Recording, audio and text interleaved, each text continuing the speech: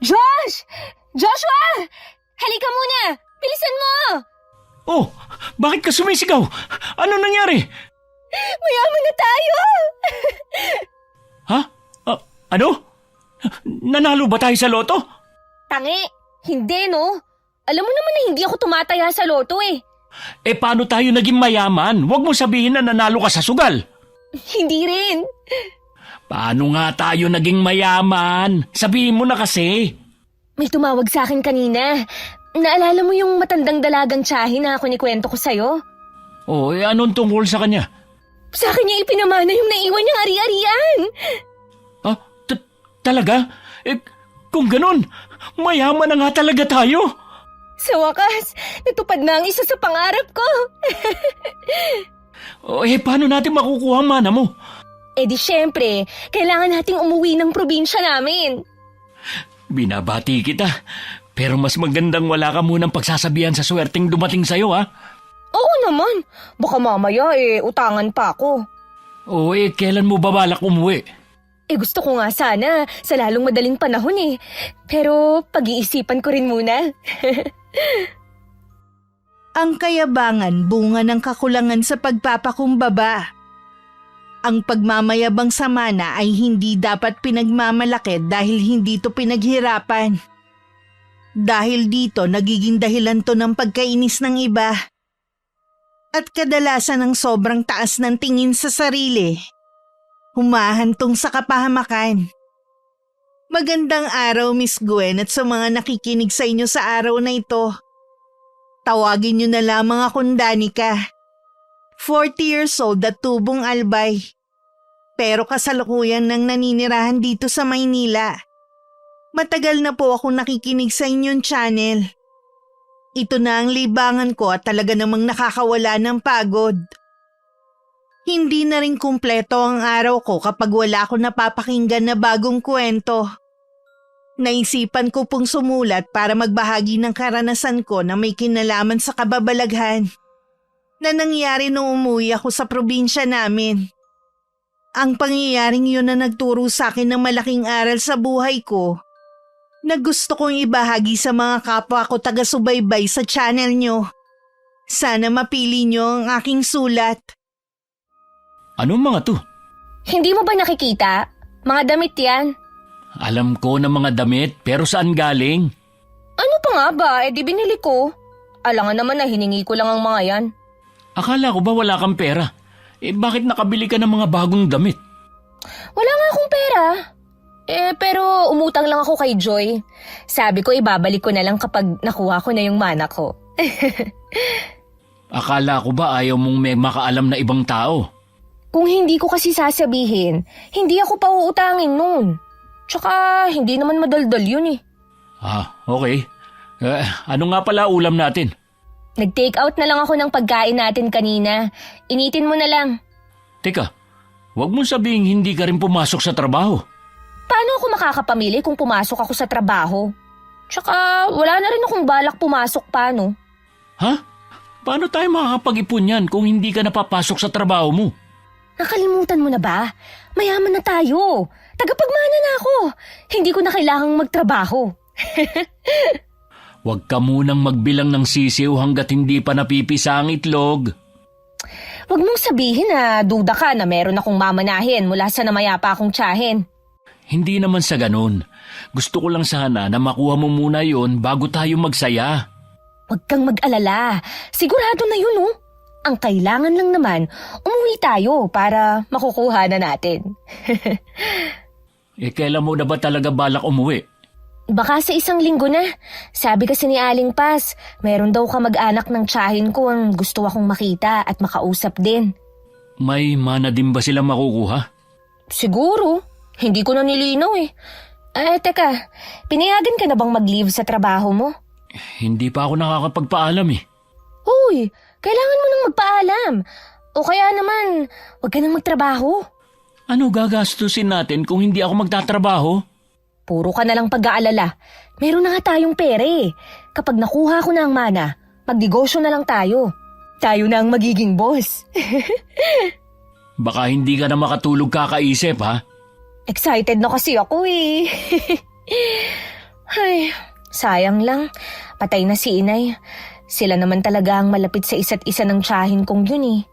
Kaya nga siguro sa'yo pinamana ang ari-arian niya dahil wala na ang inay mo. Oo nga, naisip ko rin yan eh. Ilang beses lang kasi kami nagkita noon. Hindi ko na nga halos matandaan ang itsura niya eh. Isa pa sa pinagtataka ko, bakit inabot pa ng 1 taon pagkatapos niyang mamatay bago sabihin sa'yo na may mamanahin ka sa tiyahin mo? Hindi ko nga rin alam eh. Ang mahalaga sa akin, may mana ako. Ay, ang mabuti pa, iinitin ko na lang yung pagkain na tinake out mo. Kanina pa ako nagugutom eh. Susunod na ako sa'yo. Aayusin ko lang itong mga pinamili ko. 4 na taon pa lang kaming kasal ni Joshua at wala pa kaming anak. Pagtatrabaho kasi ang prioridad naming pareho. Isa akong receptionist at ang asawa ko naman isang bartender. Okay naman ang sahod namin. Pero dahil sa mahal ng mga bilihin, nagpasya kami na wag na munang mag-anak hanggat wala kaming ipon. Sa panahon kasi ngayon, pareho lang kaming praktikal ng asawa ko. Lalo na pareho kaming galing sa mahirap na pamilya. Napangiti na naman ako nang maalala ang manang matatanggap ko. Sinabi ko rin kay Aling Paz na tawagan na lang ako kapag nandun na mga kamag-anak ko na manggagaling din sa ibang lugar. Marami din akong tanong gaya ng sinabi ng asawa ko. Kung bakit kailangan paabutin pa ng 1 taon bago ibigay ang mana ng tiyahin ko. Sumagi sa isip ko na baka yun din ang gusto ng namatay kong tiyahin. Ano ba, Dado? Ang aga-aga mong mangutang dito sa tindahan ko. Lumayas-layas ka nga at baka malasin ako. Sige na naman, Aling Rose. 1 kilong bigas lang. Wala pa nga akong buena mano kaya hindi pa ako pwedeng magpautang. Hindi ka ba nakakaintindi, ha? Bigyan niyo na ho siya, Aling Rose, at ako na ang magbabayad. Totoo ba yan, Danica? May sakit ka ba ngayon? Wala po. Kanina ko pa kasi naririnig ang usapan niyo at naririndi na ako eh. Kaya sige na, bigyan niyo na si Mang Dado ng mga kailangan niya at ako na ang bahalang magbayad. Sigurado ka ba? Oo, sabi. Ano, ayos ba, Mang Dado? Salamat sa iyo, Danica. Aling Rose, bigyan mo na ako. Tsaka dagdagan mo na rin ng sardinas sa 3 itlog.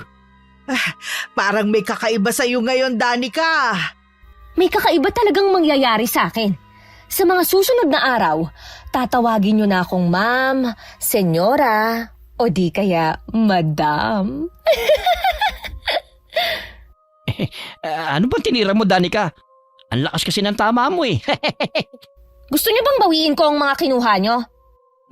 Biro lang yun, Danica. Sige, uwi na ako. Baka magbago pa ang isip mo eh. Salamat ulit dito ha. Ilista niyo po muna at ako na ang bahala sa pagbabayad. Tuluyan na nga akong hindi pumasok sa trabaho. Tinatawagan nga ako ng mga kasamahan ko pero ang sabi ko lang sa kanila, hindi na ako bagay na magtrabaho bilang receptionist. Dapat sa akin, guest na lang.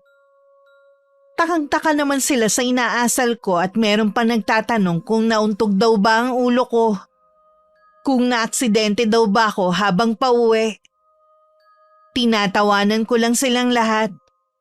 Gustong-gusto ko na nga ipagtapat sa kanila ang swerteng dumating sa akin pero pinipigilan ko lang ang sarili ko. Gusto ko na lang silang sorpresahin kapag pinuntahan ko sila sa trabaho habang sakay ng isang bagong kotse. Nung umuwi si Joshua nung hapon, hindi maipinta ang mukha niya. Naisip ko na baka pagod lang sa trabaho. Inalok ko pa siya ng maiinom pero hindi niya ako pinansin. Nagtataka naman ako sa inaasal niya. Ano ba ang problema mo at hindi maipintay ang mukha mo pagdating? Paano kasi? Napagalitan ako ng boss ko kanina dahil tawag ng tawag si nanay habang may ginagawa ako. Ikaw naman kasi, hindi mo iniiwan ang cellphone mo sa locker mo. Nawala nga sa isip ko kanina dahil sa pagmamadali ko. Bakit daw tumatawag ang nanay mo sa'yo? Nagtanong ka pa talaga, ikaw nga ang dahilan. Ha? Bakit ako? Nandito lang naman ako sa bahay buong araw Bakit kailangan mong pangakuan sina inay at ang kapatid ko na bibigyan sila ng kotse? Ah, yun ba? Totoo naman ang sinasabi ko eh. Kasama yun sa plano ko para lalong mainggit ang hipag mo sa atin. Kung ang dahilan mo lang para inggitin at inisin ang hipag ko, wag mo na lang ituloy ang plano mo. Bakit naman? Makakatulong yun sa nanay mo. Di ba, nagrereklamo siya na laging sumasakit ang paa niya sa layo ng nilalakad. Baka pagmulampayan ng gulo sa pamilya ko eh. Sigurado naman na hindi mo pasasakayin ang hipag ko. Alangan naman na nakasakay ang asawa at mga anak niya, tapos siya hindi. Problema na niya yun kung saan siya sasakay, no? At saka pwede ba, Danica? Tama na muna yung pagyayabang mo. Wala pa naman kasi yung mana na sinasabi mo eh. Anong wala pa? Pag uwi natin sa probinsya, makukuha ko na. Magiging mayaman na tayo. Para tuloy ako natatakot na magbabago ka kapag nakuha mo na ang mana mo. Ngayon pa nga lang eh, unti-unti nang nag-iiba ugali mo. Nagiging mayabang ka na. Masama ba, ha? Hindi ko naman ninakaw ang mamanahin ko, Kusa yung ibinigay sa akin. Ayoko kasi na ganyan ka. Ang gusto ko, yung maging mapagkumbaba ka pa rin. Pakiramdam ko kasi ngayon, lagi tayong tatangay ng hangin eh. Grabe ka naman. Mahangin na ba ang tingin mo sa akin? Masaya lang naman ako eh. Kahit sino ang mapupunta sa lugar ko, ganito rin ang mararamdaman. Naiintindihan naman kita na halo ang nararamdaman mo ngayon. Pero sana, kontrolin mo yung ginagawa mo. Baka mamaya, yan pa ang maging dahilan ng pagkapahamak mo. Oo nga no. Baka mamaya, tambangan na lang ako sa labas dahil akala may dala akong malaking halaga. Kaya nga, di ba? Kaya please lang, itiko mo muna yung bibig mo. Oo, sige. Hindi na ako magkikwento kahit kanino. Siya nga pala, nakapagpaalam ka na ba sa trabaho mo? Oo, pinayagan naman ako pero ilang araw lang. Okay na yun. Kesa naman babiyahe akong mag-isa pa uwi sa probinsya. Kahit nangako na ako kay Joshua, hindi ko pa rin mapigilan ng sarili ko na magkwento sa mga malalapit kong kaibigan. Kahit nung magtanong ang nanay ng asawa ko sa akin, hindi ko na napigilang magkwento. Na may mana nga akong matatanggap mula sa tiyahing kong namatay. Kitang-kita naman ang pag-iirap sa akin ng bilas ko. Bago kasi ang pag-alis namin, dumalaw muna kami sa biyanan ko. Nagkataon namang nandun ang hipag ni Joshua. Halata sa kanya ang matinding inggit. Hindi na yata nakatiis kaya nagpaalam muna na lalabas. Hindi ko lang nagustuhan ang huli niyang sinabi na malakas ang hangin sa loob ng bahay. Kahit mainit naman dahil electric fan lang ang gumagana. Nung gabi, hindi ako makatulog. Pabiling-biling ako sa higaan habang kanina pa mahimbing ang tulog ni Joshua. Kinakabahan din ako sa maaabutan ko sa probinsya. Huling uwi ko yata doon may 10 taon nang nakakalipas. Kaya malaking palaisipan din sa akin kung bakit sa akin iniwan ang ari-arian ni Chang. Pinilit ko na lang matulog dahil madaling araw ang alis namin. Kalahating oras pa daw bago umalis yung bus. Gusto mo bang kumain muna? Okay na sa akin tong kape. Mamaya na lang siguro. Alam ko kinakabahan ka sa daratnan natin sa inyo. Hindi ko maiwasan eh. Normal lang naman yan eh. Dahil matagal ka nang hindi nakakauwi sa inyo. Tapos ngayon uuwi ka para kunin ang mana mo. Hindi na nga ako nakatiis na hindi tanungin si Aling Paz. Pero sabi niya, pagdating na lang daw doon, saka ko malalaman. Nandun na kaya ang iba niyong kamag-anak? Ang hinihintay lang naman na dumating, ang nakatatandang kapatid ng tiyahin ko eh. Sana naman walang maging problema para makauwi na agad tayo. May trabaho pang naghihintay sa akin eh. Sinabi ko naman kasi sa'yo na pwede ka namang umalis na sa trabaho mo eh. Magnegosyo ka na lang. Bibigyan kita ng puhunan. Huwag na muna natin yung pag-usapan habang wala pa sa iyo ang mana mo. Kapag nagsasalita ka ng ganyan, pakiramdam ko, hindi ka naniniwala na may mamanahin ako eh. Hindi naman sa ganun. Pauwi na nga tayo dun oh. Para na rin nasa kamay ko ang pera. Sinabi ba ng kausap mo na pera ang matatanggap mo? Sigurado na yung pera. Mana nga eh. Hindi mo muna nilinaw eh. Tapos nauna pa ang kwento mo. Alam mo, kung puro na lang negatibo ang maririnig ko sa'yo, sana pala hindi ka na sumama. Ikaw naman tong mapilit na sumama ako sa iyo eh. Sabihin mo nga sa akin, Joshua. Nag-aalala ka ba na baka magbago ang pakikitungo ko sa'yo, oras na marami na akong pera? Alam ko naman na hindi ka magbabago sa akin.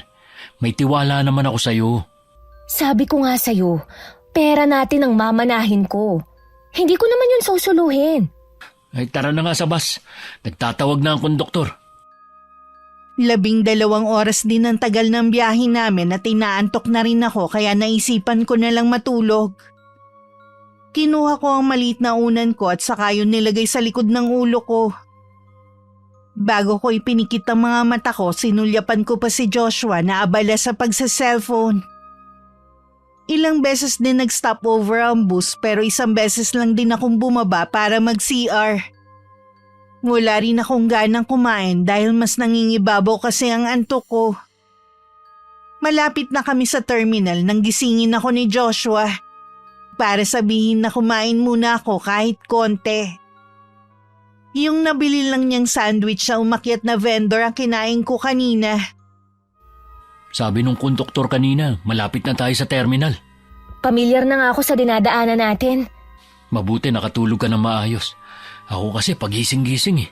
Hindi talaga ako sanay sa ganito kalayong biyahe. Siguradong madilim na tayo makakarating sa bahay ng tiyahin ko.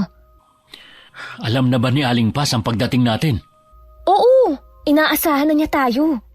Excited na ako na makita ang bulkang mayon. Mabuti naman. Nakitaan din kita ng excitement sa pag-uwi natin. Alam mo naman na ito ang unang beses na makakarating ako sa probinsya niyo. Nung wala pa tayo dito, mas nangingibabaw ang excitement sa akin. Ngayon naman, mas nangingibabaw ang kaba sa dibdib ko. Huwag kang kabahan. Nandito naman ako lagi sa tabi mo eh. Hindi kita pababayaan. Ngayon, alam mo na kung bakit gusto kitang kasama. Baka kasi mga palang ako pag uwi sa bahay ng tiyahin ko eh. Hinawakan pa ni Joshua ang kamay kong nanlalamig at marahang pinisel. Huminga naman ako ng malalim para mabawasan ang kabang nararamdaman.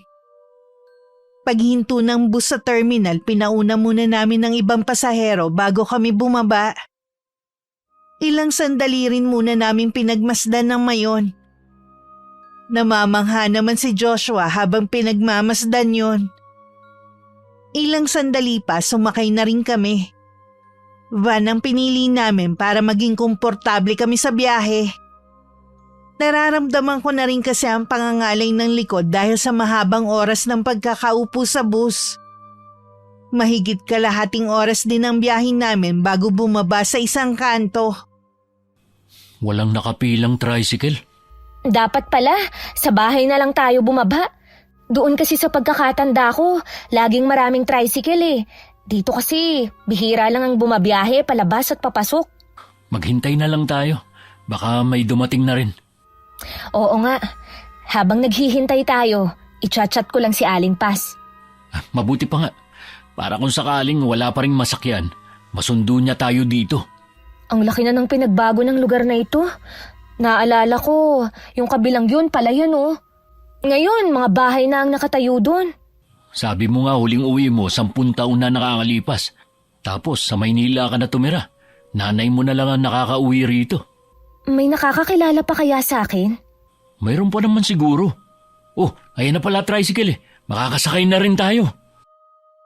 Sa likod ng tricycle namin sinakay ang mga gamit namin. Nang sabihin ko sa matandang driver kung saan kami bababa, hindi maikakaila sa itsura nito ang pagkagulat. Inulit pa nito ang tanong. Dinagdag ko pa na kamag-anak ako ng may-ari ng bahay. Nasa 15 minutes din ang tinakbo ng tricycle. Sementado na ang daan ngayon. Hindi na lubak-lubak gaya ng natatandaan ko noon. Sa tapat ng malaking gate nakatayo doon ng isang matandang babae. Agad niya kami nilapitan at kinuha pa ang ilang gamit. Nagpakilala siyang si Aling Paz. Nagkita na po ba tayo noon, Aling Paz? Hindi ko na kasi matandaan eh. Iha, ang nanay mo lang ang nakakakilala sa akin. Kapag dumadalaw naman kasi dito ang inay mo, hindi ka na nakakasama. Oo nga, sa bahay lang ni na Lola ako nakakarating noon. Nawala na ngayon. Ay sigurado, nababanggit lang ako sa iyo ng inay mo. Aling Paz, ano po ang ikinamatay ni Tia Feli? Matagal lang may sakit na kanser ang tiyahin mo. Alam yun ng nanay mo. Kaya siguro parating bumabalik-balik dito si inay para dalawin si Chang. Nung mamatay nga ang inay mo, may 2 taon nang nakakalipas. Gustong pumunta ng tiyahin mo pero hindi na siya pinayagan ng doktor niya. Mahinang-mahina na kasi siya noon eh. Wala naman po kasing nababanggit si inay na may sakit ang pinsan niya eh. Sobrang lungkot nga noon ng tiyahin mo nang malaman ng pagkakaaksidente ng nanay mo. Buong akala niya kasi siya ang mauunang mamatay. Puno talaga ng sorpresa ang buhay. Oo nga po, kung sino pa ang walang sakit, nauna pang mamaalam. Inaasahan nga ng tiya mo na nanay mo ang mag-aasikaso ng burol niya. Aling Paz, bakit po pagkatapos pa ng 1 taon ninyo ako kinontak? Yun kasi ang bili ng tiyahin mo.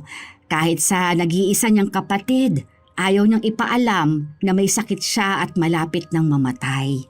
May kapatid naman po pala siya. Bakit sa akin niya iniwan ng ari-arian niya? Hindi sila magkasundo ng kapatid niya mula pa noon. Sa pagkakaalam ko hindi na nila tinuturing na kapatid ang isa't isa. Nasa na po siya? Nandito siya nung nakaraan kasama ang pamilya pero umalis din. Hindi daw nila kayang tumira sa bahay na ito. Siguro, naaalala nilang tiyahin mo. Hindi po kaya questionin nila kung bakit sa akin iniwan ng ari-arian ni Chang? Kaya nga kita kinontak dahil nalaman na nila na sa iyo nga iniwan ang bahay na ito kasama ang lupa. Sa akin ito iniwan? Totoo nga talaga na mayaman na ako. Magkano naman po ang iniwan na pera ng tiyahin ko? Hindi ko alam kung may pera pang naiwan ng tiyang mo dahil malaki na rin ang naubos sa pagpapagamot niya. Ang mabuti pa, hintayin mo na lang ang abogado at siyang magpapaliwanag. Yun lang kasi ang alam ko. Sige po. Sa kanya ko na lang itatanong kung may pera bang naiwan para sa akin. Nang mapag-isa na lang ako, hindi ko na naitago ang nararamdaman kong pagkadismaya sa nalaman. Mas gusto ko kasing pera sana. Nangiikot ko ang paningin ko sa lumang bahay na halos wala namang gamit. Lalo akong nanlumo. Sino naman kaya ang titira sa lumang bahay na ito? Kahit pa sabihing sementado na ang daan sa pagkakaalam ko, nasa 1 oras din ang layo ng palengke at malalayo din sa mga pasyalan. Pinuntahan ko na lang si Joshua sa magiging kwarto namin. Kalalabas lang niya ng banyo at nagpupunas ng buhok. Pabagsak naman ako naupo sa kama at saka bumuntong hininga. Ano nangyari sa pag-uusap niyo ni Aling Paz? Sabi ni Aling Paz, hindi daw niya alam kung may pera pa. Dahil malaki ang nagasto sa pagpapagamot ni Chang. Itong bahay at lupa lang ang ipinamana sa akin. Kaya ba dismayado ka? Oo, dahil inaasahan ko na maraming perang mamanahin ko. Aanhin ko naman ang lumang bahay na ito. Maganda naman ang bahay kahit sinauna ang yari. Tsaka, ayoko naman tumira dito. Kung gusto mo ng pera, pwede mo namang ibenta ang minana mo Ay, oo nga no. Bakit pa hindi ko agad naisip yan? Kailan mo ba makakausap ang abogado ng tiyahin mo? Itanong mo sa kanya kung talagang walang perang naiwan at kung pwedeng ibenta na lang ang mana mo. Magiging masaya pa rin naman pala ako dahil pwede pa akong magkapera. Wala kayang maghahabol kung sakali? Meron nga kamo, ang nag-iisang kapatid ng tiyahin ko. Kung may naiwan na last will ang tiyahin mo at malinaw naman na ikaw ang ginawa niyang tagapagmana, wala na siyang habol. Yun nga lang, baka hindi tanggapin at maghabol pa rin. Ang gulo nga lang nun. Di hindi ko isusuko sa kanya ang mana ko, kahit magkamatayan pa kami. Ngayong nandito ka na, baka bukas o sa makalawa puntahan ka nila dito. Di mabuti, para maipakilala ko naman ang sarili ko sa kanila. Paalala lang huwag kang masyadong mayabang sa harapan nila. Ayan ka na naman Walang masama kung magyayabang ako. Dahil meron naman akong ipagyayabang, no? Bahala ka na nga kung paano mo sila haharapin. Magkano kaya maibebenta ang bahay na ito kasama ng lupa? Wala akong alam sa mga ganyang bagay. Iniisip ko na kung ilang sasakyan ang mabibili ko. Yung bahay natin, ha? Palalakihin ko yon. Lalagyan ko ng taas at garahe na rin. Tingnan natin kung hindi lumuwa ang mata ng mga inggitera sa atin. Wala pa nga iniisip mo na agad ang pagyayabang sa lugar natin. Kahit dun pa rin tayo, kasama na yun sa plano ko. Mas okay kung simple ka pa rin at hindi magbabago. Para din sa iyo ang sinasabi ko, para hindi ka rin kainisan ng mga tao. Wala akong pakialam kung kainisan nila ako. Basta ako, mayaman na. Naiiling na lang ang asawa ko sa akin. Ako naman binuo na sa isip ko kung ano pa ang mga gagawin ko. Nakaplano na rin ang gagawin kong panlilibre sa mga kaibigan ko sa mamahaling restaurant at kung saan kami gigimik.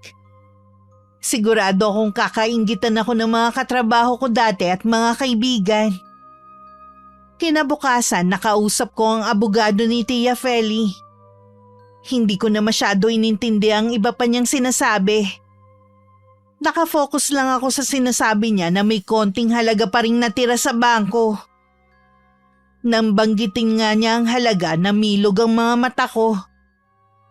Hindi na masama para magbuhay marangya sa sandaling panahon. Binanggit ko rin sa kanya na gusto kong ibenta ang bahay at lupa na minana ko. Dahil hindi rin naman ako titira dito. Wala naman daw problema yon. Ilang sandali lang nagpaalam na rin ito. Sigurado ka na ba sa desisyon mo, Iha? Opo, ayoko rin naman kasing tumira dito eh. Kung wala naman titira, baka pamahayan lang ang bahay na ito ng mga multo. Ay oo nga, hindi na rin kasi ako mamamalagi dito. Siya nga po pala, kapag naibenta na ho ba to, saan po kayo titira? May bahay ba kayo? May bahay kami malapit dito. Meron naman po pala kayong bahay. Sana ho, maibenta ko ito ng mahal. Sa pagkakaalam ko, mahal na rin ang bentahan ng bahay at lupa dito sa atin. Sayang, hindi ko mapapasalamatan si Chang sa ginawa niyang pagpapamana sa akin ng ari-arian niya. Pwede ka naman magpasalamat sa ibang paraan. Sa paanong paraan po? Pwede mo namang itulong ang iba mong nakuha sa mga nangangailangan ng tulong. Ganon kasi ang ginagawa ng tiyahin mo nung malakas pa siya. Pasensya na po kayo, Aling Paz, ha? Hindi ako mahilig sa kawang gawa eh. Tsaka sabi niyo nga, nung malakas pa ang tiyahin ko, meron na siyang mga natulungan. Sapat na siguro na nakatulong ang pera niya sa ibang tao. Akin na naman ito eh. Kaya nasa akin na kung sino ang tutulungan ko. Oo naman, Iha. May tao yata sa labas. Teka lang ha, titignan ko. Nasundan ko na lang ng tingin si Aling Paz. Hindi ko maiwasang mainis sa matandang katiwala sa sinabi niya. Masyado naman niya akong pinangungunahan. Tumingin ako sa orasan sa dingding. Pasado 10:00 na, wala pa rin si Joshua. Nagpaalam siya kanina na maglilibot lang sa paligid. Kapag maya-maya wala pa siya, susundan ko na lang siya. Ilang sandali lang bumalik na rin si Aling Paz. Sa likod niya may nakasunod na matandang lalaki. Mukhang masungit dahil sa lubong ang makakapal na kilay. Ikaw palang anak ni Ani. Sa iyo iniwan ng kapatid ko ang ari-arian niya. Ako nga po. Kumusta po kayo? Hindi mabuti dahil sa nalaman ko. Nakausap ko na po ang abogado ni Chang. Kung meron ho kayong katanungan, sa kanya na lang kayo makipag-usap. Sa tingin mo kaya hindi pa kami nag-usap? Nag-usap na po pala kayo eh. Ano pa po ba ang kailangan ninyo sa akin? Ibigay mo sa akin ang ari-arian ng kapatid ko. Ako ang masigit na may karapatan sa mga yon. Sigurado ako, sinamantala lang ng nanay mo karamdaman ng kapatid ko para kumbinsin siya na ipamana sa iyong kayamanan nito. Konting respeto naman po. Patay na ang nanay ko at mas nauna pa nga siya sa kapatid ninyo. Paano niya makukumbinsi ang kapatid niyo? Alam ko na lagi siyang dumadalaw dito. Hindi lamang niya siguro inaasahan na siyang mauna. Pero sigurado ko na nilalaso niya ang isip ng kapatid ko para sa inyo iwan ang ari-arian niya. Kung totoo man po yan, wala na tayong magagawa. Kung meron kang kahihiyan, isasauli mong hindi sa'yo. Hindi ko po ito ninakaw o hiningi. Kusa itong ibinigay sa akin. Matigas ka rin ha? Kahit ano pa ang sabihin at gawin ninyo, hindi ko ibibigay ang mana ko. Hindi kita titigilan, tandaan mo. Wala kang karapatan sa yaman ng kapatid ko. Manoy Antonio, ay nakikiusap po ako sa inyo. Umalis na kayo. Huwag na kayo manggulo dito. Isa ka papas? Mas kinakampihan mo pang babaeng to? Kesa sa akin na matagal mo nang kilala? Hinayaan mo si Feli na magdesisyon mag-isa. Hindi mo man lamang siya pinigilan. Wala akong kinakampihan. Nasa matinuding pag-iisip nun si Manay nang magdesisyon siyang iwan ang mga ari-arian niya kay Danica. Malaki sigurong iniwan sa'yo ng kapatid ko. Kaya gano'n na lang ang pagtatanggol mo sa babaeng ito. Tumatanaw lang ako ng utang na loob sa kapatid mo dahil siyang nagpaaral sa dalawa kong anak. Narinig niyo naman siguro ang sinabi ni Aling Pas. Wala pong pilitan na nangyari. Kusa pong napunta sa akin ang mana ko. Hindi pa rin ako kumbinsido. Lahat gagawin ko para makuha ko ang para sa akin. Salamat naman at umalis na siya. Huwag mo na lang siyang pansinin. Desperado na kasi siya. Malaki siguro ang kasalanan niya kay Chang, kaya hindi sa kanya iniwan ng mga ari-arian. Ganun na nga. Sa ibang araw sasabihin ko sa iyong tungkol sa naging alitan nilang magkapatid para mas maunawaan mo. May ilang araw pa naman kami ni Joshua bago umuwi. Kaya maikukwento pa ni Aling Pas ang tungkol sa magkapatid at sa naging alitan ng mga yon. Interesado rin naman ako malaman ang tungkol doon. Nang maalala ko ang asawa ko, nagpaalam ako sa katiwala na susundan ko lang muna ito sa labas. Pero hindi pa naman ako nakakalabas ng gate, dumating na rin ito. Pawisan nito dahil siguro sa pagtakbo. Pumasok muna kami sa kwarto namin at doon ko sinabi ang nangyari kanina. Kahit siya nagulat na ganun kadesidido ang tsuhing kong yon na noon ko lang nakita. Mag-aaksaya lang siya ng oras at pera kung maghahabol pa siya. Legal naman na pinamana sa iyo ang ari-arian ng kapatid niya. Kaya nga kung makikita mo sana ang itsura niya kanina, parang hindi papahuli ng buhay. Kung nandito ako kanina, baka masagot ko rin siya. Naisip ko tuloy, total, nasa iyo na rin naman ang pera. Huwag na lang kaya nating tapusin ng ilang araw na pagtigil natin dito. Diba, ibibenta ko pa nga itong bahay. Hindi naman agad ito mabebenta Pwede ka naman tawagan ni Aling Pas o di kaya nung abogado kapag may buyer na. Sa bagay nga.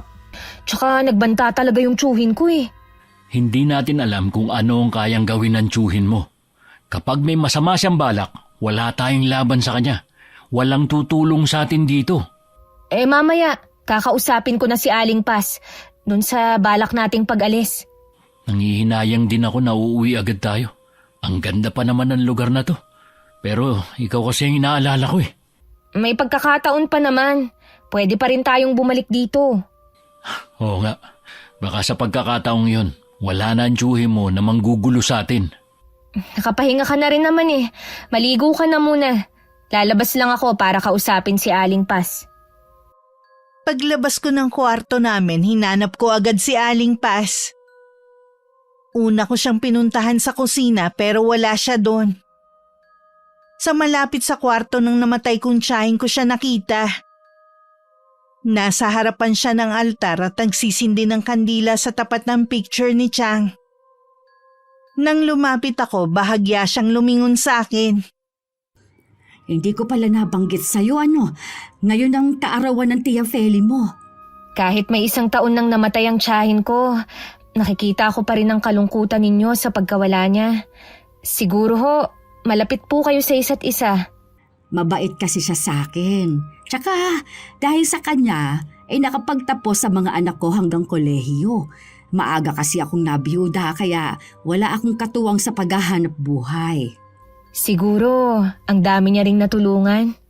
Oo, nung malakas pa siya. Ay kahit ang kapatid niya, ilang beses niyang natulungan yun pero masama pa rin ang iginanti sa kanya. Ano po ang ginawa ni Tio Antonio sa kapatid niya? Ay, sugarol kasi siya. Hindi alam ni Manay na pinagnanakawan na pala siya ng kapatid niya. At may ilan siyang negosyo noon na nalugi dahil dito. Ilang beses niya itong pinatawad. Pero sumobra na ng pagtangkaan siyang patayin para lang makuha ang mga pag-aari niya. Yun ang dahilan kung bakit itinakwil niya ang kapatid. Grabe naman yun. Kahit ako, ganun din ang gagawin ko. Baka nga ipakulong ko pa siya. Kaya nga ang pagkakasakit niya, kaming 4 lang ang nakakaalam. Naiintindihan ko na po kung bakit inabot pa ng 1 taon bago niyo ako tinawagan. Malakas talagang pakiramdam ni Manoy na wala na ang kapatid niya kahit nasa malayo siya. Sigurado na kamag-anak din ang nagsabi sa kanya. Hindi na mahalaga yon. Nakuha mo naman na ang mana. Kaya po pala hinahanap ko kayo, para sabihin na hindi na kami magtatagal. Nag-aalala kasi ang asawa ko na baka guluhin kami ng tiyuhin ko dito Akala ko ba'y balak mong ibenta itong bahay? Pwede naman po akong tawagan ng abogado ni Chang o di kaya kayo. Kapag naibenta itong bahay, huwag kayong mag-alala. Bibigyan kita ng pera para hindi na kayo mamasukan na kasambahay. Kung yan ang pasya ninyong mag-asawa, di ko na kayo pipigilan pa. Nag-aalala rin kasi ako kapag bumalik dito si Manoy Antonio. Bukas ng madaling araw po kami aalis. Baka meron kayong kakilala na pwedeng maghatid sa amin hanggang sa terminal. May kakilala ko. Kakausapin ko siya na ihatid kayo. Salamat po, Aling Paz. Magkikita pa naman tayo. Kinabukasan ng madaling araw, umalis na kami ni Joshua. Nakahinga lang ako ng maluwag nung nasa bus na kami at umaandar na yon. Napangiti na rin ako dahil pakiramdam ko na isahan ko ang tiyuhin ko. Alam ko namang hindi ibibigay ni Aling Paz ang address ko kaya hindi niya ako masusundan. Naglalaro na sa isipan ko kung ano ang gagawin ko sa perang nakuha ko. Si Aling Paz naman kasalukuyang naglilinis nang biglang dumating si Tio Antonio. Tuloy-tuloy lang itong pumasok kaya nagulat ang matandang babae. Hinahanap ako nito pero wala siyang kaalam-alam na nasa bus na kami.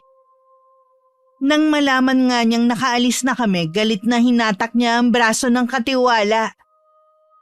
Wala ka na rin namang magagawa. Malayo na sila at hindi mo na mas gusundan. Kaya nakikiusap ako. Bitiwan mo na ako. Wala ka talagang kwenta. May pera ka naman. Bakit kailangan mong pag-interesan ang mana ni Danica? Maghahabol ba ako kung may pera ako, ha? Nasaan ang perang nakuha mo kay Manay? Wala ka nang pakialam doon. Sigurado na pinatalo mo na naman sa sugal. Bueno ngayon sa'yo. Kung maaga ko lang sanang nalaman na may sakit si Feli, di sana napuntahan ko siya kagad. Hindi sana siya napaikot ni Ani. Hindi siya napaikot ni Ani. Noon pa, malapit na sila sa isa't isa. Tama na nga. Ibigay mo na lamang sa akin ang address ng babae yon. Hindi ko alam kung anong address niya. Huwag ka na nga magsinungaling sa akin. Nagsasabi ako sa'yo ng totoo. Sa cellphone ko lang siya nakakausap noon. Di yun ang ibigay mo sa akin. Tigilan mo na lang kasi si Danica. Wala ka rin namang magagawa pa. Akin kasi dapat ito eh. Ba't kailangan niyang ibigay sa babaeng yon? Hindi ko masasagot ang tanong mo. Alam mo namang wala akong karapatang tanungin siya. Ibigay mo na lang sa akin ang numero niya sa ayaw at sa gusto mo. Walang nagawa si Aling Paz kundi ibigay ang hinihingi nito sa kanya. Bago naman kami umalis, binalaan na niya ako sa pwedeng mangyari at handa naman ako. Basta wag lang niyang matuntun ang bahay namin. Pagkatapos ng mahabang oras na biyahe, nakauwi na rin kami sa bahay. Kahit sandali lang kaming nawala, na-miss ko pa rin ang bahay namin. Niyakap ko agad ang unan ko at inamoy yun. Sa totoo lang, nahilo ako sa biyahe natin. Mas matagal pa ang biyahe natin sa bus kaysa sa pagtigil natin sa bahay ng tiyahin mo. Ikaw naman ang may gusto na umalis na tayo agad dun . Oo nga, dahil nag-aalala ako sa pwedeng gawin ng tiyuhin mo sa atin. Nanghihinayang din nga ako na hindi ko nakita ang mga kamag-anak namin. Ay, siya nga pala. Nag-chat si Aling Paz. Hiningi daw ng tiyuhin ko ang number ko. I-block mo na lang. Ginawa ko na kanina sa bus. Alam ko kasi na siya yung tumatawag Eh di tahimik na ang buhay natin. Maiba ako. Ano ang plano mo ngayon? Bala kong bumili ng sasakyan. Di ba pangarap natin yun? Baka maubos agad ang pera mo. Eh di kahit second hand lang. Ikaw ang bahala. Pera mo naman yan Pera natin to, no? Ano ka ba? Kung ano man ang plano mo, nandito lang ako para suportahan ka. Alam ko naman yun pwede ka na palang tumigil sa trabaho mo at magnegosyo ka na lang. Saka na lang kapag naibenta mo na yung bahay at lupa sa probinsya nyo. Baka kapusing ka na kung ibibigay mo pa sa akin. O sige, alam ko naman na nagtitiis ka lang sa trabaho mo Sandali na lang at makakaalis ka na rin doon. Oo naman. Magpahinga na muna tayo. Nahihilo talaga ako. Mauna ka na, may tatawagan lang ako. Lumabas muna ako sa kwarto namin at naupo sa sofa bago tinawagan si Aling Paz. Agad naman itong sinagot ang tawag ko. Nakauwi na ba kayo?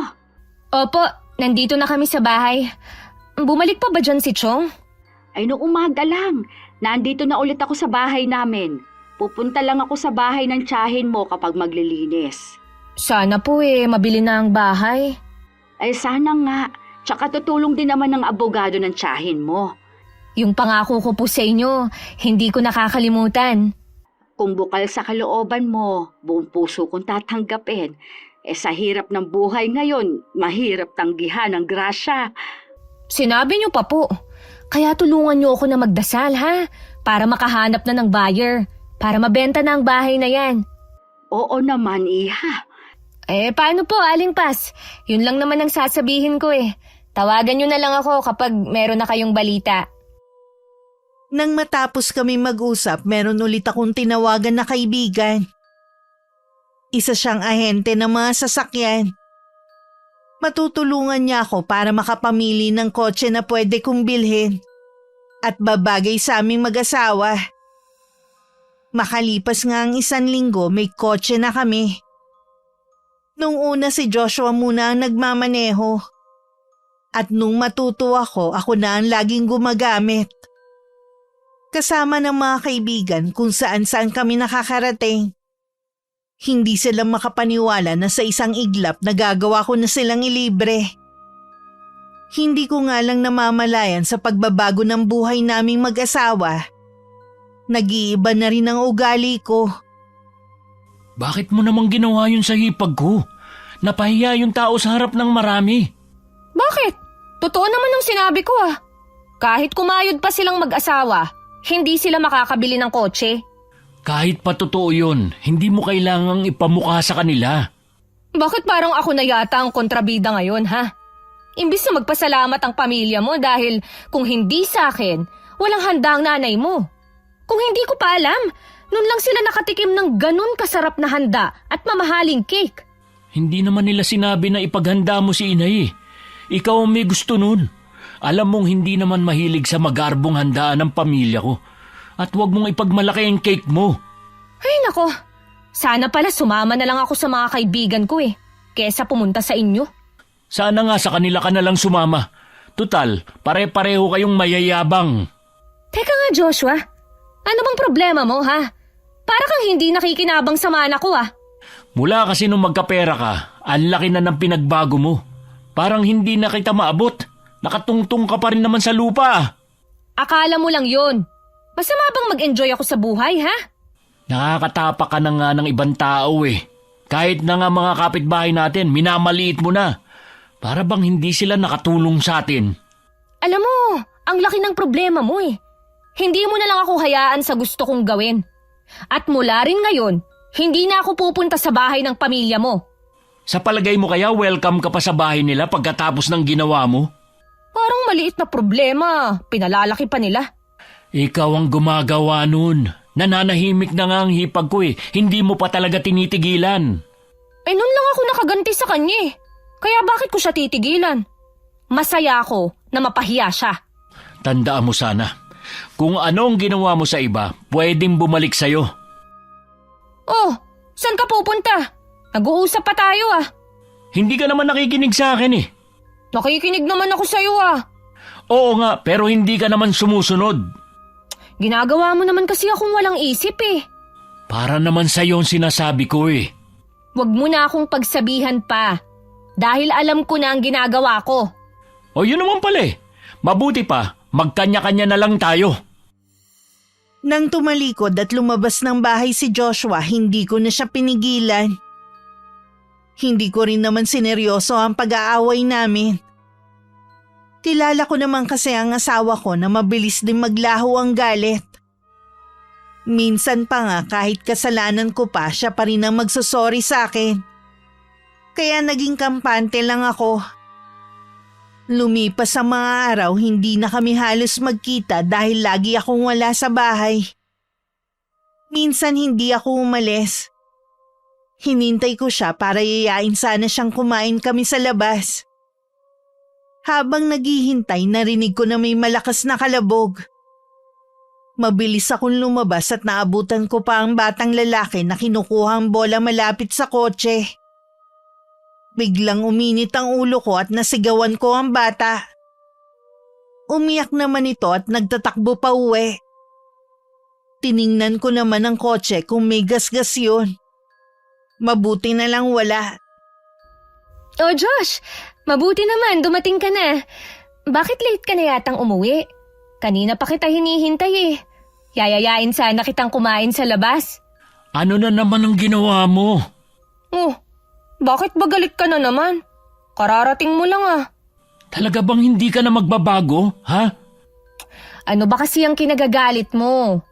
Kinausap ako nung ama ng batang sinigawan mo kanina. Maraming nakakita sa ginawa mo. Inambaan mo pa daw yung bata na sasaktan. Paano naman kasi? Tinamaan ng bola niya ang kotse natin. Hindi naman yata nagasgasan para magalit ka ng ganun. Gusto mo bang mareklamo ka? Baka sila ang ireklamo ko. Iba talaga nagawa ng pera sa'yo. Kalimutan mo na nga lang ang nangyari. Nakabihis na ako. Sa labas na lang tayo kumain. Sa tingin mo kaya makakakain ako ng maayos sa nangyari? Ang arte mo naman. Kaya lang naman kita niyayayang kumain sa labas para makabawi ako sa'yo eh. Kung gusto mo makabawi sa akin, magbago ka na. Baka dahil dyan sa ginagawa mo, yan pa maglagay sa'yo sa kapahamakan. Dahil lang sa bata na yon, mapapahamak na ako. Kilala ko yung tatay ng bata. Alam kong kaya niyang gawin. Uy, supalpalin ko lang siya ng pere. Tatahimik na yun. Akala mo ba lahat ng tao madadaan lang sa pera, ha? Yun lang naman ang gusto nun eh. Kaya kanya kinausap.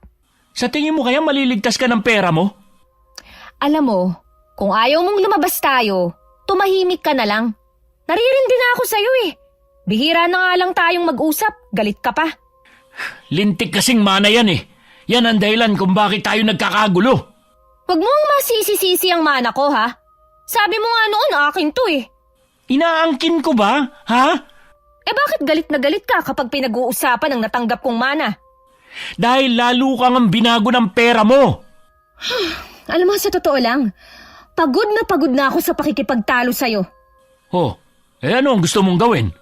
Mabuti pa magpalamig muna tayo. Doon ka muna sa bahay ng mga magulang mo. Mabuti pa nga. Bahala kang harapin ng mga taong galit sa'yo. Tutal naman, akala mo kung sino ka na. Tahimik lang ako habang pinapanood si Joshua sa pag-iimpake ng mga damit niya. Parang lahat ng damit niya dadalhin niya. Hindi rin siya nagpaalam sa akin nang lumabas ng bahay. Ni hindi man lang ako sinulyapan. Para akong nauupos na kandila na naupo na lang sa sofa. Pinipigilan ko rin na mag-isip na pera talaga ang ugat ng problema. Tinawagan ko na lang si Joy. Sa lahat ng mga kaibigan ko, siya lang ang hindi sumasama sa amin sa mga lakad. Sa palagay ko, siya ang makakatulong sa akin. Pinayuhan niya ako na ibalik ang dating ako na kahit may kayabangan ng taglay, Hindi naman mapangmata sa kapwa at marunong makisama. Nag-aalala rin siya na baka ito nga ang ikapahamak ko. Pagkatapos naming mag-usap, pinag-isipan ko ang mga sinabi niya. Pero mas nangingibabaw pa rin sa akin ang pagiging mataas dahil may pera pa ako. Ilang araw ding hindi tumatawag si Joshua. Sinubukan kong tawagan siya pero hindi naman niya sinasagot. Ayoko naman kasing puntahan siya sa kanila dahil alam kong galit sa akin ng pamilya niya. Nag-chat na lang ako sa mga kaibigan ko na lumabas kami para malibang naman ako. Pero lahat sila may kanya-kanyang lakad. Plano ko sanang ako na lang mag-isa. Pero pagtingin ko sa lalagyan ko ng pera, ilang libo na lang yun. Ito na lang ang pera ko? Saan napuntahan mo yun? Parang 2 buwan pa lang mula nang matanggap ko ang pera. Ubus na agad. Ano nang gagawin ko ngayon? May mga bayarin pa naman ako ngayong linggo. Hindi nakakasya ang perang ito. Kailangan ko nang magtipid. Dahil kailangan kong magtipid, hindi ko muna ginamit ang kotse ko. Wala na rin kasi akong panggasolina. Yun nga lang tuwing lalabas ako, puro parinig ang mga kapitbahay namin. Minsan pa nga paglabas, puro basag na itlog at bulok na kamatis ang nasa kotse. Napaiyak na lang ako sa inis. Doon ko napagtanto na siguro sumobra na nga ako. Pero hindi ako nagpatalo. Tumayo ako sa gitna ng daan at pinagsalitaan ng hindi magaganda ang mga nandun. Palibhasa kasi kayo! Kahit magkandakuba na sa trabaho, hindi magkakaroon ng ganitong sasakyan. Kung naiinggit kayo dahil nakahiga na ako sa pera, wala na akong pakialam. Mamatay lalo kayo sa inggit! Marami akong narinig na mayabang na raw ako. May humiling pa na sana mamatay na lang ako. May ilang din nagsabi na balang araw babalik ako sa dati kong buhay. Meron din nagsabi na oras na mangailangan ako ng tulong, walang makikisimpatya sa akin. Binaliwala ko lang ang mga yun. Sa isip ko kasi hindi naman talaga ako hihingi ng tulong sa kanila. Hindi ko akalain na kakainin ko lang ang sinabi ko. Isang gabi kasi habang mahimbing akong natutulog, nakarinig ako ng mga kaluskos. Kahit inaantok pa, bumangon ako at lumabas ng kwarto namin. Doon ko nakita ang anino sa sala ng bahay na may hinahalungkat. Napatili na lang ako at doon bumaling sa akin ng magnanakaw. Mabuti na lang mabilis ko naisara ang pinto ng kwarto. Mula sa labas isinalya niya ang pinto. Sumisigaw ako ng tulong. Halos mamaos na ako. Iniharang ko ang cabinet sa may pinto at saka hinagilap ang cellphone ko. Tinawagan ko si Joshua. Nakatatlong ring muna bago niya sinagot. Danica, Josh, tulungan mo bakit ka ako! umiyak? May pumasok na magnanakaw dito sa bahay natin. Kanina pa ako sigaw ng tulong. Wala namang nakakarinig sa akin. Puntahan mo ako, please. Oo, pupunta na ako. Magpapalit lang ako ng damit. Nasaan ka ngayon? Nandito sa kwarto natin. Nasa labas siya at pilit sinisira ang pintuan. Harangan mo ng kahit ano. Sa may bintana ka sumigaw ng tulong para may makarinig sa'yo. Ginawa ko na yan. May nagbukas lang ng ilaw pero walang lumalabas para tumulong. Ano bang klaseng mga kapitbahay ang mga yan? Walang mga pakialam. Hintayin mo lang ako, parating na ako. Huwag mo rin papatayin ng cellphone. Tahimik na sa labas. Baka umalis na yung magnanakaw. Huwag ka pa rin lalabas ng kwarto natin. Naupo na lang ako sa isang sulok habang nanginginig sa takot. Makalipas ang kalahating oras, dumating na rin si Joshua kasama ng mga tanod. Bago siya dumiretso sa amin, dumaan muna siya sa barangay para i-report ang nangyari. Nang pumasok siya, mahigpit na yakap ang sinalubong ko sa kanya habang umiiyak.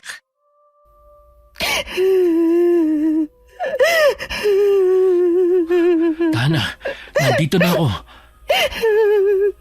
Akala ko talaga, katapusan ko na. Gaya ng mga napapanood ko na pinapatay ang pinagdanakawan. Siguro, alam ng taong yun na mag-isa ka lang dito sa bahay. Kaya sinamantala naman niya. Mabuti na lang nagising ako. Baka mas malala pa ang nangyari. Nakakasama lang ng loob eh. Bakit wala man lang nagising sa mga kapitbahay natin? Baka meron naman. Kaya lang, naunahan sila ng takot. Maraming paraan para tumulong. Pwede naman sana silang tumawag ng pulis eh. Pero hindi nila ginawa. Huwag mo na silang sisihin. Ano kaya ang nakuha ng magnanakaw? Isa lang kaya siya? Malamang may kasama yon na nasa labas lang at nagbabantay. Mabuti na lang puro display lang ang mga nakuha. Hindi naman nila yung maibebenta ng mahal. Nararamdaman ko na taga rito lang ang pumasok dito sa bahay. Mahirap mambintang. Bakit sa tagal na nating nakatira dito? Ngayon lang nangyari to. Hindi ko kayang ipaliwanag yan sa'yo.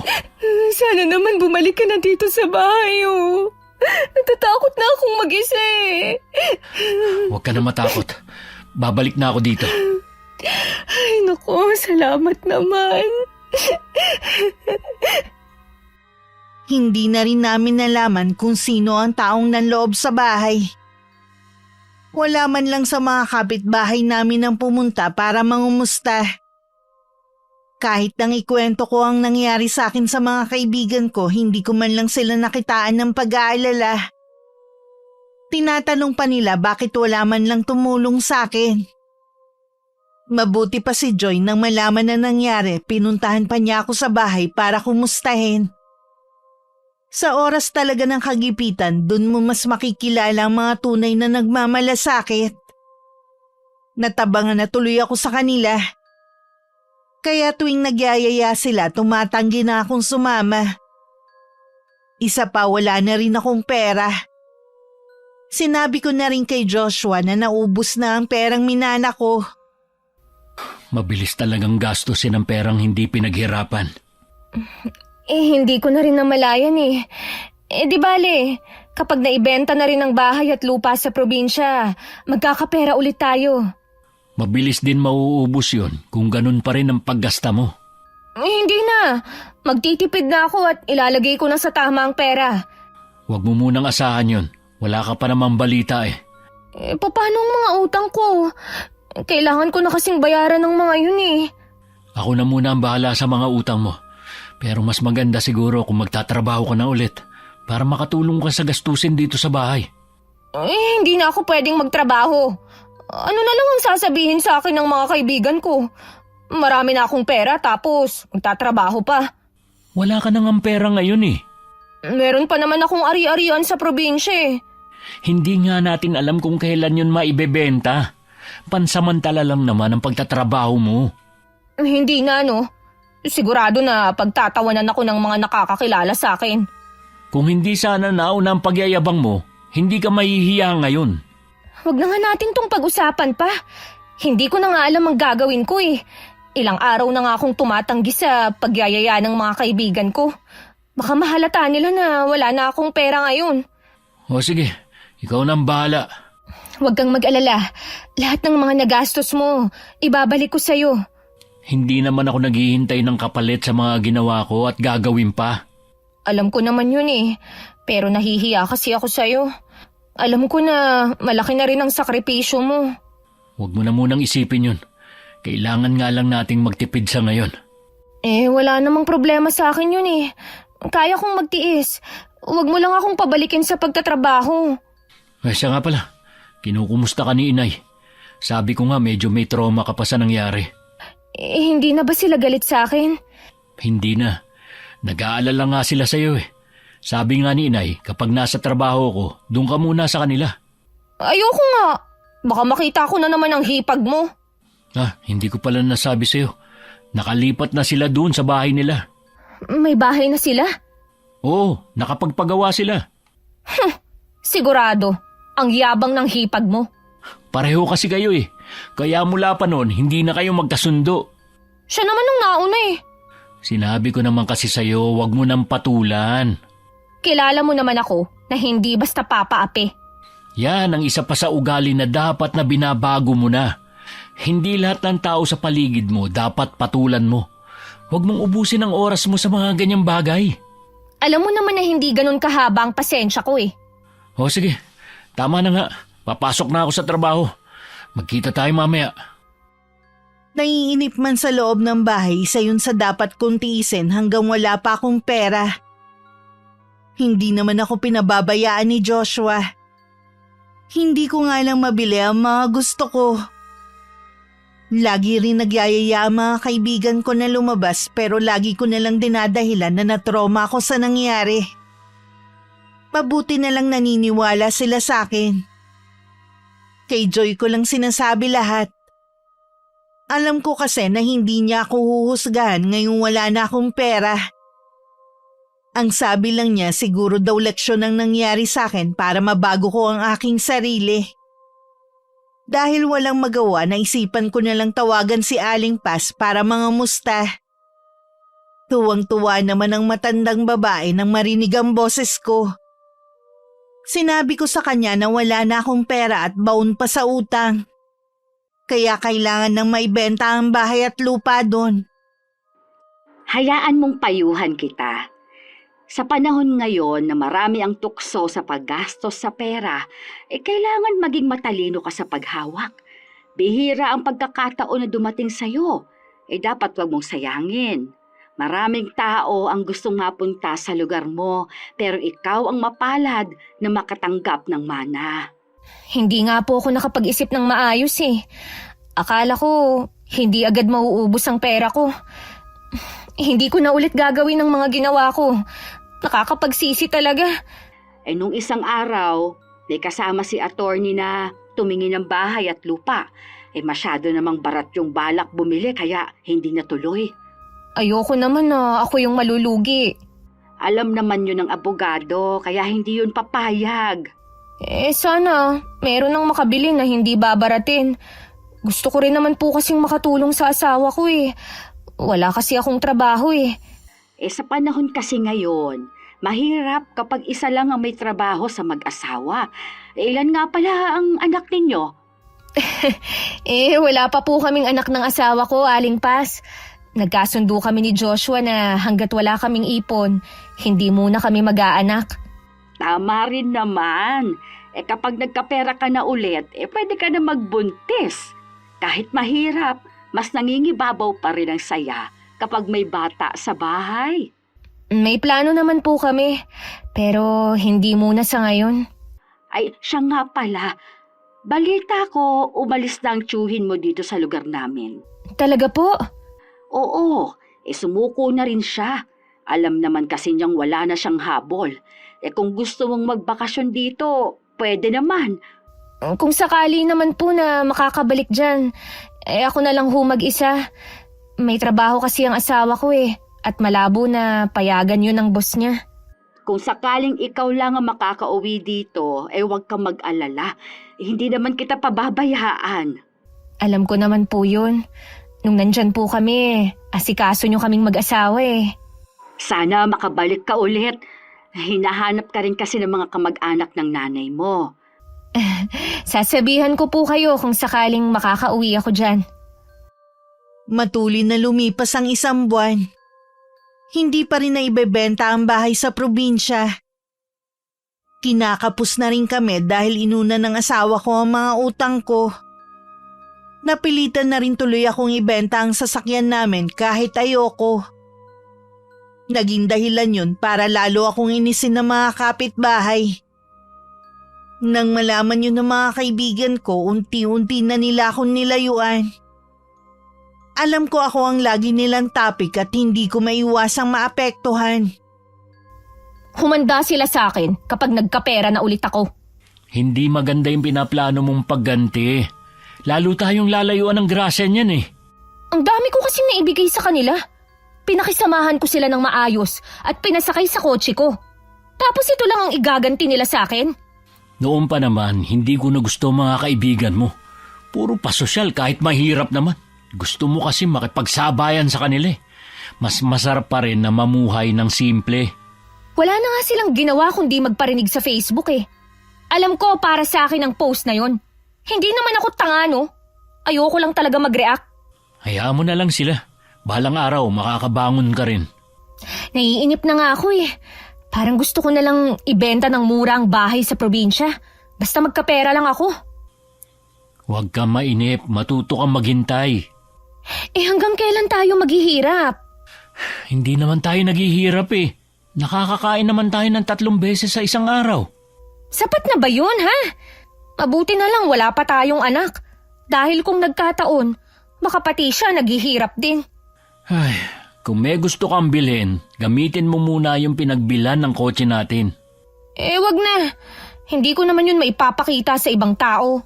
Dahil lagi lang akong nandito sa loob ng bahay. Sa day off ko, lumabas tayo. Alam kong naiinip ka na rin dito. Ayoko. Mas gusto kong magkulong na lang dito sa bahay. Kaya kung ano-ano naiisip mo eh, ayaw mo na kasing lumabas. Naiinis kasi ako sa mga kapitbahay natin eh. Akala mo naman kung sino ang mga yun. Huwag mo na lang kasi silang pansinin. Pwede ba yun? Eh kung tuwing dadaan ako, nagpaparinig sila. May kasalanan ka rin kasi. Maayos naman dating pakikisama nila sa atin. Wag mo na nga akong sisihin. Nangyari na eh. Tapos na. May iba akong plano. Ano naman? Uuwi muna ako sa probinsya. Doon muna ako habang hindi pa naibibenta ang bahay doon. Alam mong hindi kita masasamahan dahil sa trabaho ko. Nandun naman si Aling Pas eh. May makakasama ako. Eh, paano kung guluhin ka ng tiyuhin mo? Sabi ni Aling Pas, umalis na sa lugar nila ang tiyuhin ko.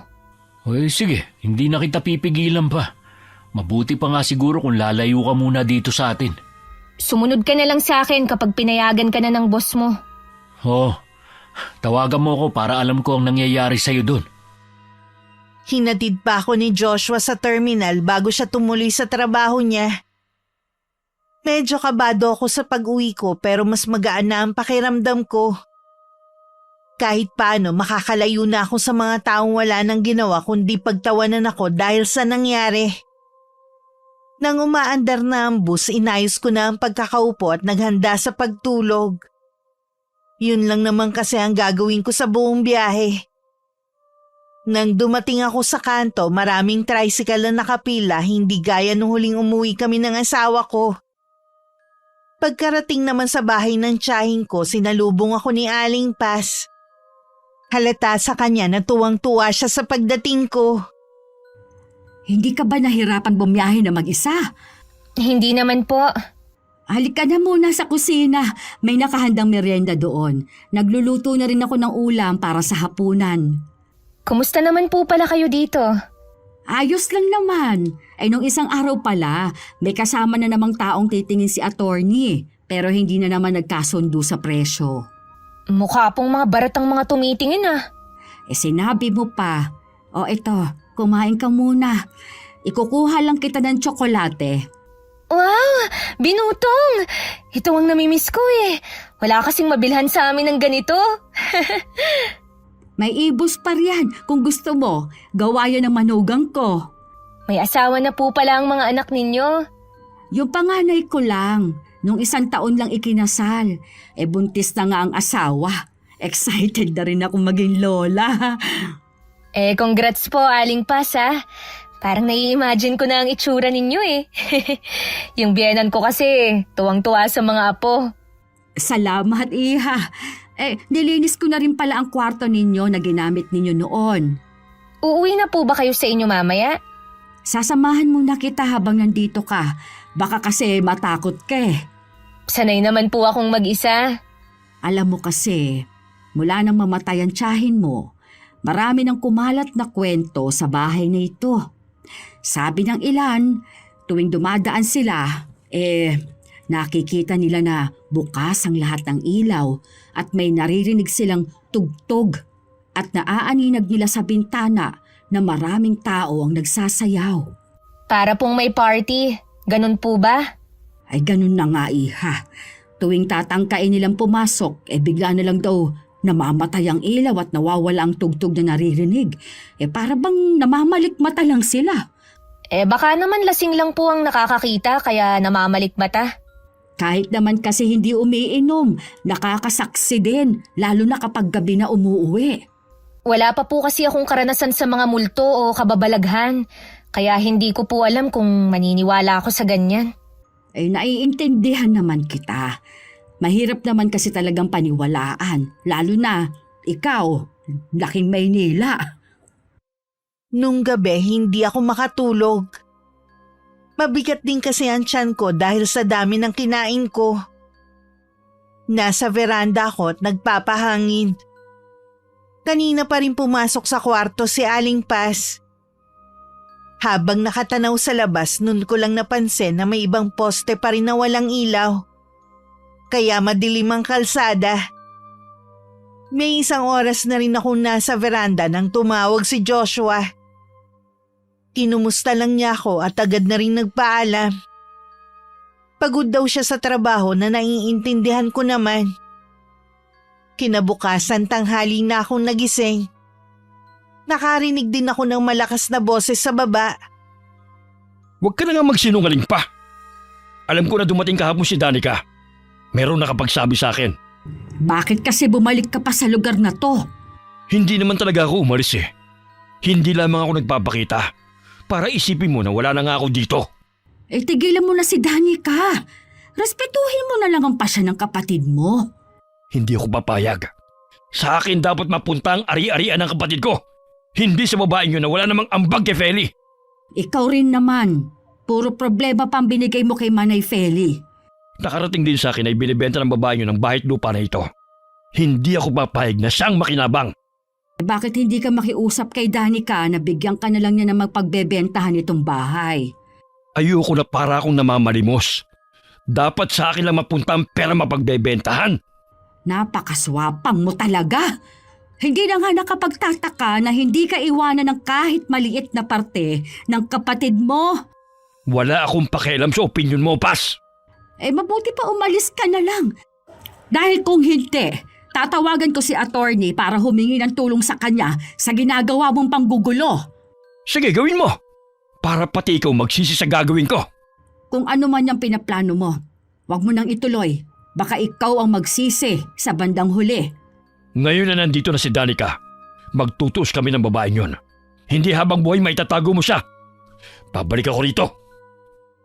Ang tindi talaga ng taong yun. Mukhang pera. Aling Paz, Danica, gising ka na pala. Gutom ka na ba? narinig ko po yung pag-uusap ninyo ni Tio Antonio. Siguro may nakakita sa'yo nung dumating ka at pinarating sa kanya. Sa susunod po na pupunta siya dito, haharapin ko na siya. Huwag kang mag-alala. Nasa tabi mo lang ako kapag kinausap ka niya. Salamat po, Aling Paz, ha. Alam ko na maaasahan ko kayo. Tara na sa kusina. Alam kong gutom ka na. Hindi kita ginising kanina dahil alam kong pagod ka. Nung araw na yun, sinamahan ako ni Aling Paz na dalawin ng mga kamag-anak ni Inay. Iilan na lang pala silang nakatira sa lugar na yon. Ang iba nasa Maynila na rin para magtrabaho. Ang iba naming kamag-anak lumipat na ng tirahan. Mainit naman ang pagtanggap nila sa akin. Nangako din ako na dadalaw ulit sa ibang araw. Pag-uwi namin, naghihintay na sa amin si Tio Antonio. Hindi namin alam kung paano siya nakapasok sa bahay. Pinapaalis na siya ni Aling Paz pero hindi siya umaalis. Wala kang karapatan na paalisin ako sa pamamahay ng kapatid ko. Manggugulo ka lang naman kasi. Kakausapin ko lamang si Danica. Kung tungkol na naman po sa mana, wala akong balak na ibigay sa inyo. Akin to. Tanggapin nyo na lang kasi. Kahit kailan, hindi ko matatanggap na sa'yo iniwan ng kapatid ko ang kayamanan niya. Pinapahirapan nyo lang naman ang sarili ninyo eh. Tinawagan na namin si attorney kahapon. Pwede daw kaming tumawag ng pulis kapag nanggulo ka o basta ka nalang pumasok dito nang walang pahintulot. Gaya nito. Ikaw talaga, Paz. Wag na wag nyo siyang malalapitan. Baka dagdagan namin ang ikakaso namin sa inyo. Inuubos mo talaga ang pasensya ko. Sige, kung hindi ka madadaan sa pakikipag-usap, Danica, sa ibang paraan ko na lamang dadaanin. Tignan ko lang kung hindi ka magmakaawa sa akin. Hindi po ako nadadaan sa pananakot. Sa gagawin ko, imposibleng hindi ka matakot. Ayaw niyo po talagang umalis, ha?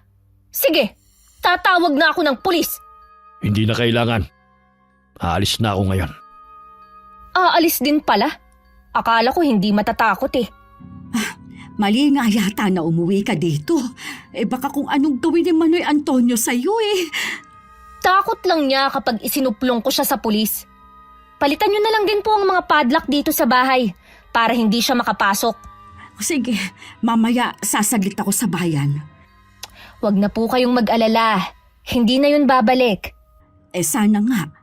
Tatawagan ko pa rin si attorney para ipaalam ang nangyari. Bakas pa rin sa mukha ni Aling Pas ang pag-aalala. Pero hindi ko na lang yung binigyan ng pansin. Iniwan ko na lang siya para maligo. Katatapos ko nga lang nang tumawag naman si Joshua. Hindi ko na lang binanggit sa kanya ang tungkol kay Tio Antonio. Ayoko na kasi siyang mag-alala pa sa akin. May magandang balita nga pala ako sa'yo. Baka sa 1 linggo, makasunod na ako dyan sa'yo. Talaga? Mabuti naman kung ganun. Nakita ko nga pala mga kaibigan mo noong isang araw. Tinatanong ka nila. Sabi ko lang, nasa bakasyon ka. Mula nung dumating ako dito, inalis ko na sila sa buhay ko. Kaya pala sabi nila, umalis ka ng araw sa GC nyo. Gusto ko kasi ng peace of mind. Nahanap ko naman yun dito eh. Ay mabuti naman kung ganun. Kumusta na pala ang pagbebenta ng bahay at lupa mo?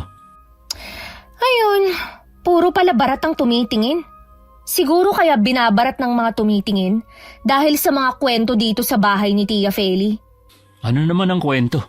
May kababalaghan daw na nangyayari dito eh. Mula naman nung dumating ako, wala naman akong nararamdaman. Baka piling-pili lang ang pinapakitaan ng kababalaghan. Siguro nga. Saka na lang ulit ako tatawag ah.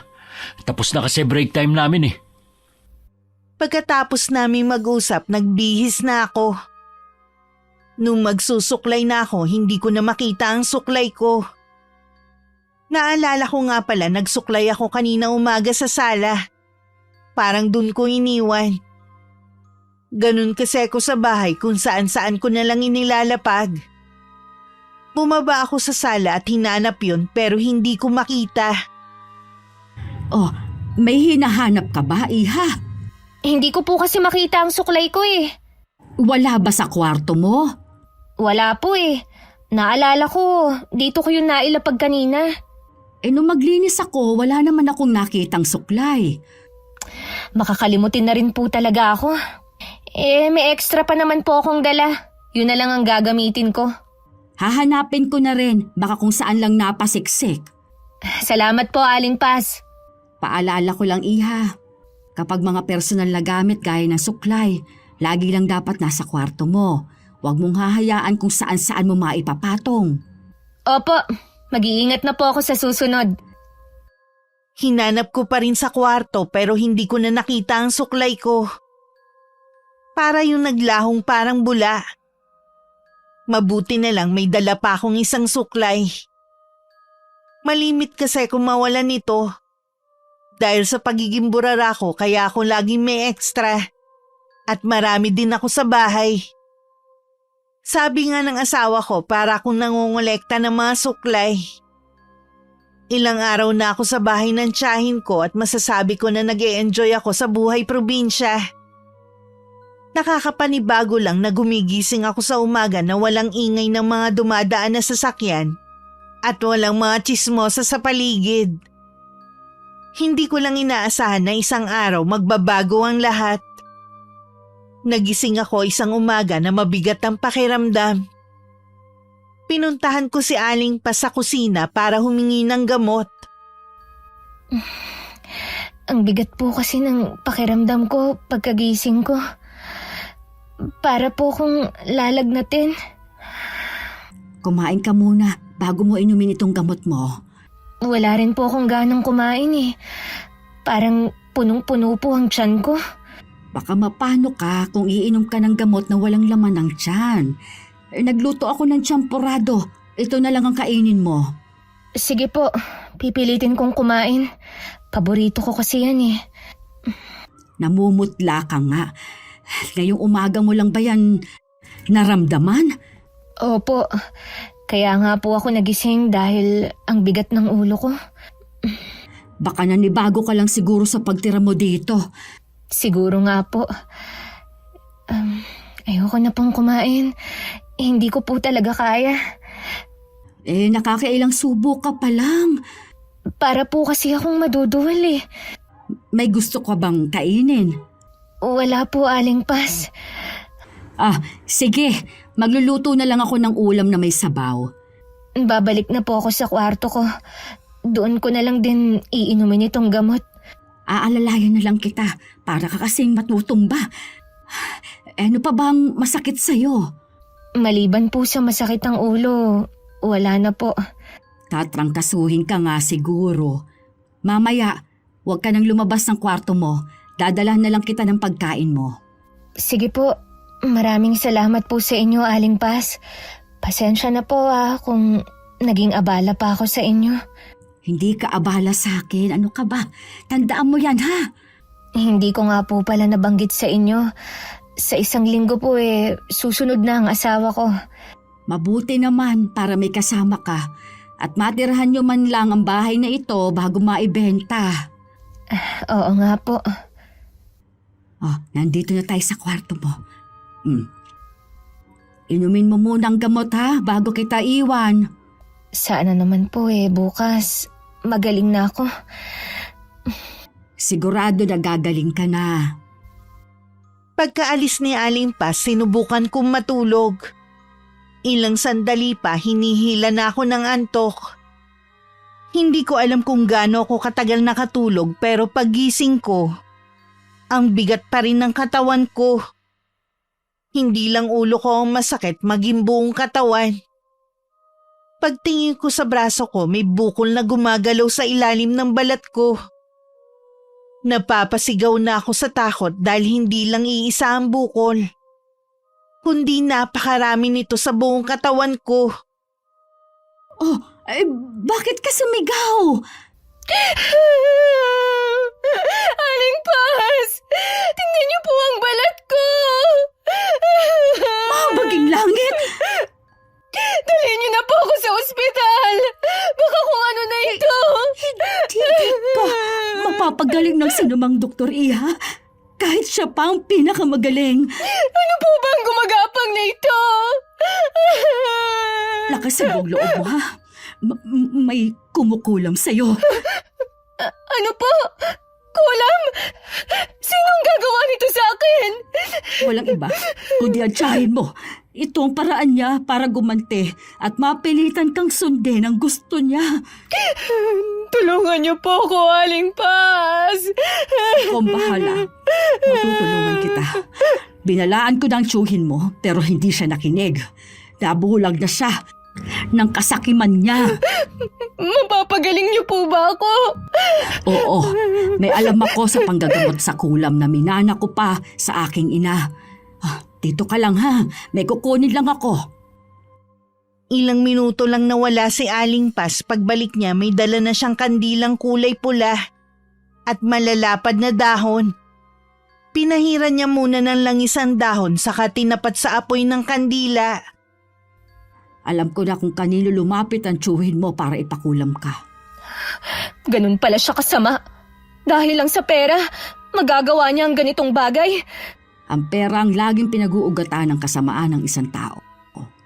Minsan kasi, imbis na tao ang kumontrol sa pera, ito ang kumukontrol sa tao. Gaya po nang nangyari sa akin. Dahil sa pera, naging mayabang ako at naging mapagmataas sa kapwa. May pagkakataon ka pa para mabago mo ang maling nagawa mo. Pumikit na lang ako at pinagsisisihan ng mga nagawa kong pagkakamali noon. Si Aling Pas naman bumubulong ng orasyon habang ginagamot ako. Nang nakarinig ako ng hindi pamilyar na boses, napamulat ako ng mga mata. May kinakausap si Aling Paz. Parang nakikipagkasundo siya sa kung sino mang kapalit ng aking paggaling. Lumipas ang mga sandali na puro kirot ang nararamdaman ko. Hanggang unti-unti nang nawawala ang sakit sa balat ko at gumiginhawa na ang pakiramdam ko. Nawala na ang mga bukol sa balat ko. Magaling ka na, Iha. Maraming salamat po, Aling Paz. Wala yun, Iha.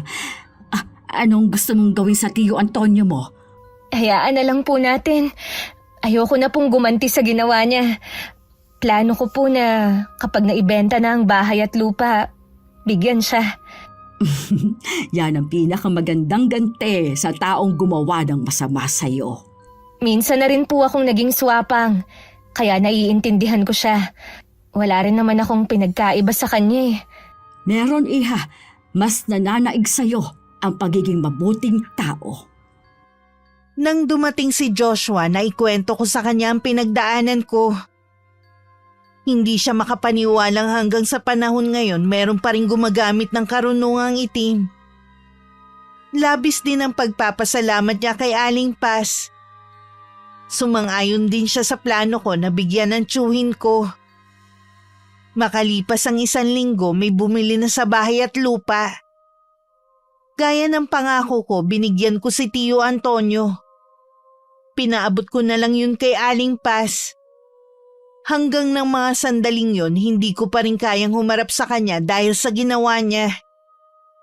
Tinupad ko rin ang pangako ko kay Aling Paz na bibigyan ko siya. Totoo na ang pera ang ugat ng kasamaan at kasakiman ng tao. Kung hahayaan kontrolin nito ang buhay natin ang magiging resulta, tayo din ang magdurusa gaya ng nangyari kay Tio Antonio. Nabulag siya sa matinding kasakiman kaya nagawa niyang lumapit sa taong may alam sa karunungang itim. Pero sa huli natalo pa rin siya. Dahil ang may bulok na pag-iisip kailanman hindi magtatagumpay laban sa kabutihan. Sa naging karanasan kong ito, marami din ako natutunan sa buhay. Isa na doon ang pagiging mapagkumbaba at huwag maging mayabang dahil lang sa nakakaangat sa ibang tao. Hanggang dito na lang po ang aking kwento. Maraming salamat po, Miss Gwen.